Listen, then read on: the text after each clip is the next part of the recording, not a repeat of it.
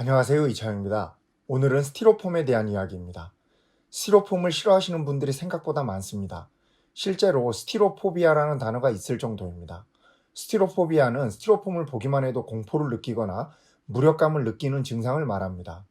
대부분의 공포증이 그렇듯이 왜 이런 증상이 나타나는지 정확한 이유는 없지만 스티로폼에 대해서 부정적인 뉴스나 정보가 많은 것이 한 가지 이유가 될 수 있을 것입니다. 예를 들어 환경오염 뉴스가 나올 때 흔히 보여주는 장면으로 바닷가 강가에 스티로폼이 떠다니는 흉물스러운 광경이 연출되고 큰 불이 나면 스티로폼 때문이라고 이야기하고 각종 스티로폼 용기에 환경 호르몬 검출 기사 등이 자주 나오는 것 등입니다. 이런 장면들은 원하든 원하지 않든 자주 보게 되기 때문에 스티로폼에 대한 알 수 없는 두려움, 거부감 등이 생기는 것도 어쩌면 자연스러운 현상일지도 모르겠습니다. 스티로폼은 대표적인 단열재 중 하나입니다. 스티로폼이라는 단어는 미국의 다우케미칼이라는 회사의 제품 이름이고 정식 명칭은 EPS 또는 Expanded Polystyrene으로 불립니다. 다우케미칼의 제품인 스티로폼은 원래 XPS, Extruded Polystyrene Foam의 한 형태인데 지금은 EPS가 스티로폼으로 불리고 있습니다. XPS는 국내에서 아이소핑크로 많이 불리는데 이것 또한 벽산이라는 회사의 제품 이름입니다. 단열재로서의 정식 이름은 압출법 단열재입니다.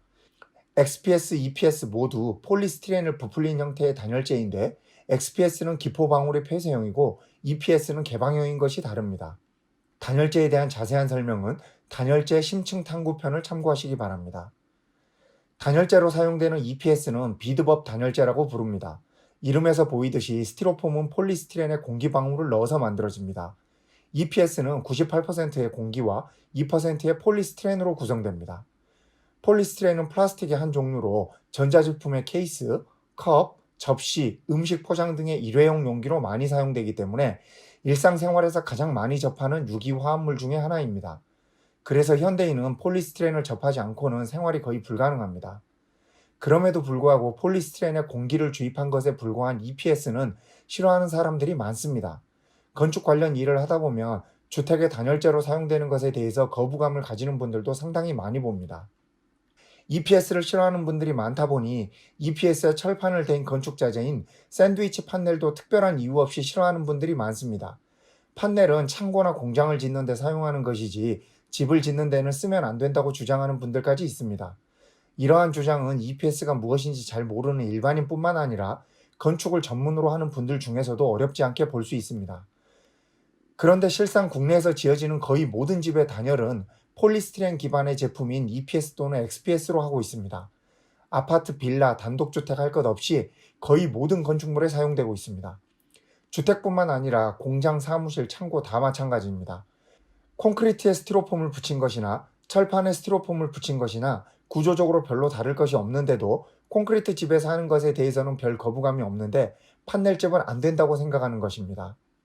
판넬로 집을 지으면 안 된다는 분들에게 현재 어떤 집에 살고 계신지 물어보면 거의 대부분 아파트에 살고 있습니다. 그래서 그 아파트 단열을 어떻게 하는지 아느냐고 물어보면 대부분 답을 못 합니다. 이분들은 아파트가 콘크리트로 지어져서 따뜻한 줄 아시는 분들입니다. 아파트는 판넬집보다 더 폴리스티렌이 실내 가까이 있는 구조입니다. 판넬집은 내부로부터 보면 석고보드와 철판을 거쳐서 폴리스티렌이 있는 반면 아파트는 석고보드 한 장을 사이에 두고 바로 폴리스티렌이 있는 구조입니다. 이러한 사실을 일반인들이 잘 모르는 이유는 이 공정이 외부에 잘 알려져 있지 않기 때문입니다. 인터넷에 검색을 해봐도 아파트 내부 단열 공정을 다룬 사진이나 영상은 상당히 찾기가 어렵습니다. 판넬집 분해라 하면 스티로폼 때문에 큰일 난다고 생각하시는 분들이 많은데 이분들 대부분이 스티로폼이 더 가까이 있는 구조인 아파트나 빌라에 살고 있습니다. 아파트의 내부가 폴리스티렌 발포제로 단열이 되어 있음에도 큰 화재가 잘 발생하지 않는 이유는 아파트의 내단열 구조 때문입니다. 즉, 단열재를 내부에 붙여놓았기 때문에 다른 집으로 불이 번지기가 쉽지 않은 것입니다. 사실 화재 시 1차적으로 문제가 되는 것은 벽 속의 스티로폼이 아니라 실크벅지라 불리우는 PVC 코팅된 벽지가 더 문제입니다.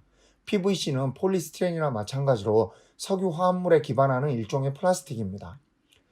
판넬이 건축에서 홀대받는 이유는 제대로 된 건축 시공 방법이 정립되지 않았기 때문입니다. 판넬을 건축에 사용하는 나라는 우리나라가 거의 유일하고 그 역사도 짧습니다. 그러다 보니 정식 건축 교육 과정에서 판넬을 사용한 건축은 거의 다루어지지 않고 있고 관련된 소프트웨어나 시방서 등도 미비한 실정이다 보니 제대로 알고 시공하는 사람들이 많지 않습니다. 그러다 보니 경량 철골에 판넬을 붙여서 지은 집들은 건축물로서 역할을 하기 위한 제대로 된 시공이 이루어지지 않는 경우가 많은 것도 사실입니다. 그 결과 사람들에게 판넬집은 싸고 대충 지은 집의 대명사처럼 쓰여지고 있는 것입니다. 판넬은 철골을 기반으로 하는 건축물에 적합한 자재입니다. 그래서 경량 철골조의 판넬을 사용하는 것입니다. 철을 기반으로 하는 다른 골조가 하나 있는데 스틸하우스라고 불리우는 것입니다. 정확한 명칭은 Cold Formed Steel Framing인데 우리말로 하면 냉간 성형 강구조 정도가 됩니다. 방청 도금된 1mm 정도의 철판을 성형하여 경량 목구조의 스터디를 철판으로 대체한 구조입니다. 이 구조의 경우 외부 단열을 판넬로 하면 같은 철제이기 때문에 구조적으로 안정되고 시공도 간편한데 이 구조가 미국으로부터 와서 그런지 벽체 구성을 OSB 합판을 사용하는 것이 일반적인 시공 방법입니다. 국내 사정에 맞게 판넬을 접합하는 것이 좋아 보이는데 아직 이런 시도는 잘 보이지 않습니다. 국내 주택 건축에서 폴리스티렌 계열의 단열재를 사용하지 않는 주택은 경량 목구조 ALC 두 가지 정도입니다. 경량 목구조는 글라스울이라 불리우는 유리를 기본 재료로 하는 단열재를 주로 사용하고 ALC는 공기방울이 들어간 콘크리트가 주 원료입니다. 그러므로 스티로폼에 대해서 공포감을 가지고 계신 분들은 이 두 가지 구조의 주택을 선택하는 것이 한 가지 방법이 될 수 있습니다.